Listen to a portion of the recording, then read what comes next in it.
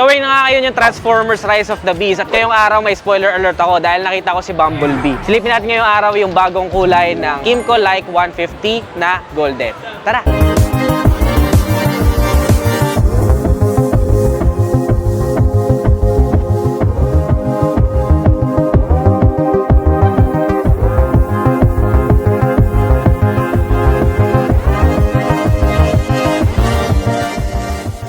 Kung makikita nyo yung headlight niya, Nedises, napakaganda oh. Yellow nga siya, kung makikita nyo sa personal, kaya parang Bumblebee. Pero golden talaga siya pag nakita nyo yung actual unit niya. Meron lang tayo ditong emblem ng Kymco, pati dito yung kanilang logo. LED na po yung kanyang mga ilaw, tapos meron tayo ditong decals, super minimalist lang at napakaganda, good looking. Some vents here na may chrome accent, and all the way here, super classy nung kanyang pormahan. Parang yung mga kumakarera na retro style. So, the side profile, it gets even better kasi napakaganda ng complement ng kulay black na fairings niya sa gilid at saka meron lang konting line ng gold. And also, syempre, hindi mawawala dito sa side profile natin yung emblem ng Like. And nagustuhan ko rin na meron siyang parang line na extra decals. Mas nakakapag-add ng pagiging premium sa scooter na ito. It somehow reminds me na medyo modern. To think na classic yung motorsiklo na ito, pero yung kanyang styling, parang sa mga sports car, yung mga Lamborghini na gold, ganun yung na-foresee ko sa kanya. Kaya napaka-elegante niyang tignan. Also, I like the fact na meron siyang chrome lining dun sa pinakagilid niya all the way through dun sa kanyang pinaka-footboard. Sobrang elegante niyang tignan. Speaking of footboard, napakalawak po ng kanyang legroom dahil meron tayong step-through footboard dito na kung saan meron pa siyang extra room ng paa for a cruising style. Kaya kahit malalayo ang biyahe, I'm sure na makakapag-relax-relax pa rin yung inyong mga tuhod. That's very useful as well for our comfort. For the convenience naman, makakapaglagay tayo dito ng mga pinamili kung gagawin mo tong daily companion, mamalengke, pwede mo rin po siyang dalhin. Kaya hindi lang siya eleganteng tignan, practical din. Yung chrome accent niya hindi natapos dun sa linings dahil yung pinaka-grab bar for our pillion ride is also chrome. Ang sarap sa mata nung kumikintab-kintab na nag-blend ng maganda doon sa black na seat at saka doon sa gold na kulay ng motorsiklo. Pati na rin doon sa kanyang pinaka-taillight. Sa taillight niya, sobrang eleganteng tignan, Nedises. It's a full assembly taillight kaya wala kayong alalahanin na baka mabali na turn signals in the long run. And of course, meron din siyang separated na plate light para sa ating mga plaka. So that's something na it's a must. Mas okay na may plate light talaga ang mga motorsiklo. Yung paligid din pala ng pinaka-tail light niya, Nedises, ay may mga chrome din. Kaya napakakintab niyang tignan. It's something na nasa taste ko. And for a classic motorcycle, mas nakakapag-add ito ng premium look sa kanya. Kayo, Nedises, nagustuhan niyo ba yung tail light niya? Comment nyo nga sa ibaba. Pagdating naman sa kanyang exhaust or yung tambucho, simple lang siya. Meron lang tayong heat guard and all black na tambucho. And for me, okay lang na simple siya kasi it blends well doon sa pinaka-black na fairings ng gilid na bahagi ng motor. So, parang seamless lang yung datingan na may tambucho siya doon. At na nagustuhan ko sa concept niya, Nedises, pati yung pinaka-circle ng wheels niya ay nakapalibot din na chrome. At isa yan sa personal favorite ko dahil yung mga classic talaga motorsiklo before pa, kahit yung mga nakarayos pa na naging motor ko before, ay meron din siyang chrome na wheels. And napakasarap punasan niya kasi kapag napakintab mo ng husto, pwede ka manalamin. I-add mo pa dyan na, of course, yung disc brake natin, nag-complement sa kulay nung kanyang pinaka-wheels. Tapos yung kanyang suspension, which is telescopic fork sa unahan, ay ginawa din nilang silver yung paint. Kaya very nice sa mata yung konsepto niya. At dahil kulay gold nga yung motorsiklo, ultimo yung kanyang mga reflector sa gilid, ay nag-complement din sa whole color combination ng motorsiklo. Sa likurang bahagi naman, wala rin ako masasabi sa suspension dahil naka-double rear suspension naman tayo. So, dalawa yung kanyang pinaka-shocks sa likod. Seamless lang din yung kanyang style. Hindi siya yung agaw attention naman sa likurang bahagi, which is also my type kapag ako yung nagbabago. Kasi for example, sa iba nating motor, pinapalitan natin ng Motaro shocks. Usually, black lang din yung pinapalit ko. Para hindi din masyado pop up yung kulay. Pero depende sa inyo. Yung iba naman, gusto naman ng medyo mas makulay na suspension. Pero from stock to stock, okay na to. Ang maganda pa sa kanya, Nedises, hindi lang sa unahan, kundi pati yung likuran niya ay naka-disc brake na din. At naka-Bosch dual channel ABS po siya. So that's super safe para sa mga sudden brakes or bigla ang preno. Hindi maglalak yung ating mga wheels na usually nagko-cause ng accident. The seat height of this motorcycle naman, Nedises, is 770mm. Pasok na pasok para sa mga Asian height or sa mga hindi masyado binihiyaan ng height na kagaya ko, pati na rin sa mga lady riders. Kayang-kayang imaneho ito. If you're considering this as your first bike, hindi siya mahirap matutunan imaneho. Sa weight naman, 115 kilograms. Actually, if you will compare it to other 150cc category, medyo mas magaan pa nga ito. ito. Pero that's something na good nga para sa classic motorcycle. For the seat storage naman, netizens, on the regular side lang siya. Hindi naman siya sobrang laki, pero compared sa mga ganitong size ng motorcycle, competitive na rin yung size ng seat storage niya. So, kasya na rin dito yung mga essentials na lagi mo kailangan dalhin kapag bumabiyahe ka, gaya ng mga raincoat, papeles ng motor, ilang pinamili mo, or small size na bag, kakasya na rin dito. Hindi kakasya dito ang full face helmet. Pero meron naman siyang mga helmet hooks sa magkabilang gilid, so pwede mo naman doon isabit yung helmet mo at isarado yung upuan para hindi rin kaagad-agad madampot. Speaking of helmet, sa mga ganitong classic na motorsiklo, bagay na bagay din dyan ang mga classic helmets, kagaya na itong mga nasa likod ko. Yan ang ID Helmet Rockets. Isa ito sa mga mabebentang helmet ngayon para sa mga classic na motorcycle dahil dumadami na rin ang community nila ngayon at natutuwa ako dahil most of them are wearing ID Helmet Rockets. Para naman sa mga hindi masyado type yung Rockets, ay meron din tayong ID Helmet Immortal na classic din yung kanyang category pero very versatile siya kasi pwede din pang adventure kapag pilitan mo yung visor and pwede din siyang pang everyday use. Even sa big bike ko, bumagay naman siya. So, siguro ilalagay ko na lang yung Shopee link dyan sa comment section para makakuha din kayo ng inyo. Ang maganda pa sa kanyang seat storage na netizens ay meron din po siyang USB ready na charging port. So, kung magcha-charge kayo ng inyong mga smartphone, ay very safe ito dahil nandun sa pinaka ilalim ng upuan. Ang medyo ingatan nyo na lang, of course, dahil kulob ito, mas malaki yung tendency na mag-init doon sa loob. So, I highly recommend kapag ka mga ganitong motorsiklo ang gamit ko, naglalagay muna ako ng either damit or mga naunang gamit sa ilalim bago ko ilagay yung aking smartphone. For safety lang naman yon. Pero sa mga naka-experience dyan ng pure charging lang at hindi naman nagka-problema, comment nyo sa ibaba para ma-share natin sa iba. That's just for me dahil super preventive tayo pagdating sa mga ganyang bagay. The fuel tank capacity of this motorcycle is 7 liters at matipid na rin po ito sa konsumo ng gasolina dahil FI na po siya or fuel injection. Mostly kapag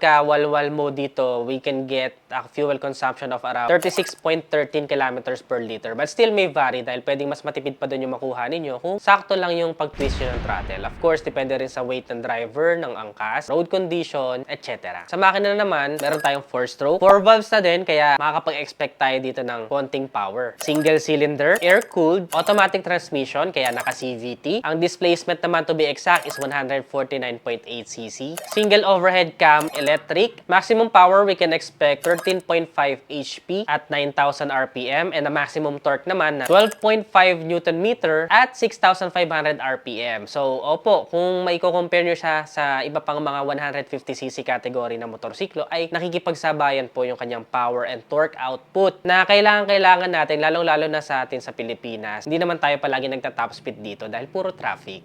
For the bore and stroke, we have 59 by 54.8 mm. Pagdating naman sa mga gulong, ang size sa unahan ay 110 by 70 by 12 at sa likuran naman ay 130 by 70 by 12. We have 12 inches wheels. Mas mabilis pa yung magiging arangkada niya dahil sa mas maliit na wheels. By the way, nakita nga namin yung iba niyang variants na medyo kinostomize na para magkaroon tayo ng idea dun sa maximum potential niya kung sakali mang i-customize nyo or i-upgrade yung looks ng motorcycle na ito. They also have new color variants aside from this golden, mint green. Isa sa mga best seller nila at napakabilis maubos. Meron ding white. It is something na kakaiba sa kalsada kapag ganito yung tinadrive mo na motorsiklo. Munti ko na malimutan, meron din siyang bulsa sa unahan. So, kung maglalagay ka dito ng inyong mga small item, pwede nyo po ilagay sa unahan. If you want something na mag-stand out sa crowd at hindi masyadong common sa kalsada, I highly recommend this Kymco Like 150i. With an SRP of 134,000 pesos, para sa inyo netizens, sulit ba ang Kymco Like 150i? I-comment nyo naman sa ibaba. Kung may idadagdag kayo na features niya, ano ito? Comment your suggestions below. Ano pang mga ibang motorsiklo ang gusto nyo mapanood next vlog? Kung nagustuhan mo to, don't forget to give this video a thumbs up, subscribe. Again, this is Ned Adriano. Always keep it cool and ride safe always.